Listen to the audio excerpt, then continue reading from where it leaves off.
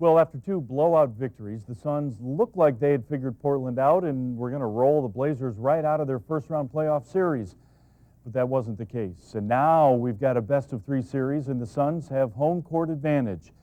Just 8 days after knee surgery, Brandon Roy, the Blazers' leading scorer, was back on the court today. Now, things started off well for the Suns. Steve Nash helping them get out to an early 17-10 lead. But that's when Roy came in and gave the Blazers a boost. The fans went nuts. Portland rallies. Roy ended up playing 27 minutes in his return. This game really felt a lot like game one of the series. Leandro Barbosa hit a couple of threes, and the Suns not playing great, but hanging around. Amari Stoudemire picked up the offensive slack, scoring 2 of his 26 on that dunk. The Suns down 4 at halftime, but in the third, Jason Richardson gets it going, drills a couple of threes. But the energy and the hustle just weren't there today. LaMarcus Aldridge did it all. He scored a game-high 31 points on 11 of 19 shooting. But still, Portland couldn't put the Suns away. Amari ties the game late in the third at 72. Then early in the fourth, he'll do it again. We were tied at 78. But the Suns only scored 4 fast break points in the game and gave up 17 second chance points. That's a bad combination. Roy played the entire fourth quarter, and the Blazers go on to win 96-87 to even the series at 2 games apiece. When the Suns run and play their game, they win big. When they don't, they struggle, and Portland's taken advantage of that. We need to push the ball a little bit more. I don't think we did a good enough job getting out in the open court. When you give up 19 second chance points and you don't get in the open court, you're putting a lot of pressure on your half-court offense. So, you know, especially in a tough building, we weren't going to get any calls tonight. So, you know, you put even more pressure on your offense in the half-court, and we just can't let ourselves get in that position. The Lakers find themselves in the same position against Oklahoma City. James Harden on a three-pointer that turns into a 4-point play. Then on the break, Kevin Durant with the jam. He scored 22. The Thunder rocked the Lakers 110-89 to tie that series at 2 games apiece. Well, it's a must-win for the Coyotes. They're down 3 games to 2 in their Western Conference playoff series against the Red Wings. As of now, Captain Coyote Shane Doan, a game-time decision. They'll drop the puck at 11 a.m. tomorrow at the Joe in Detroit.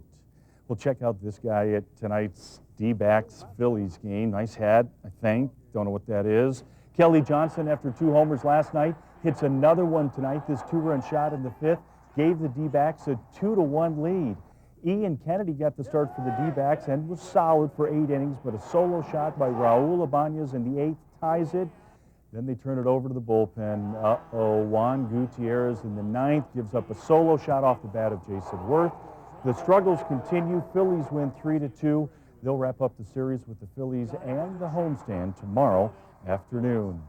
The NFL's 3-day draft marathon came to a close today. The Cardinals confident that they added some players who can help them stay in the playoff mix and hopefully back to the Super Bowl. Coach Whisenhunt admitted that they were all over the place today, and that included a couple more trades. The first one involving cornerback Brian McFadden. They sent him back to Pittsburgh. That's where he was before joining the Cardinals. McFadden, in a 6th-round pick, got the Cardinals a 5th-round pick, which they used to take QB John Skelton out of Fordham. He's a big kid, 6'5", about 240, with a strong arm. He's coming out of a small school, but the Cards think he's got some potential and worth a late-round pick. He'll join Matt Leinart and Derek Anderson on the QB depth chart. The Cardinals also traded a 4th-round pick to New Orleans for 2 of the Saints picks. They used those picks to get defensive end O'Brien Schofield and corner Jorick Calvin. With their last pick, they selected tight end Jim Dre out of Stanford. ASU's Kyle Williams was one of 3 Devils taken in the draft. He's heading to the 49ers after being selected in the 6th round. He's not your prototypical receiver, but he should fit in nicely with the Niners and could help out as a kick returner. At Sun Devil Stadium this afternoon, the Devils wrapping up spring practice with their annual maroon and gold game, and Coach Dennis Erickson can't be happy. His new no-huddle offense needs a leader, and neither QB stepped to the forefront. Brock Osweiler, 17 for 3,351 yards. He threw a TD and that pick. And Stephen Threed, he was 9 of 27 for 117, and he was picked off 3 times. Got a lot of work to do before they start up again in the fall. Same problem as last year. Defense was awesome, offense not so much.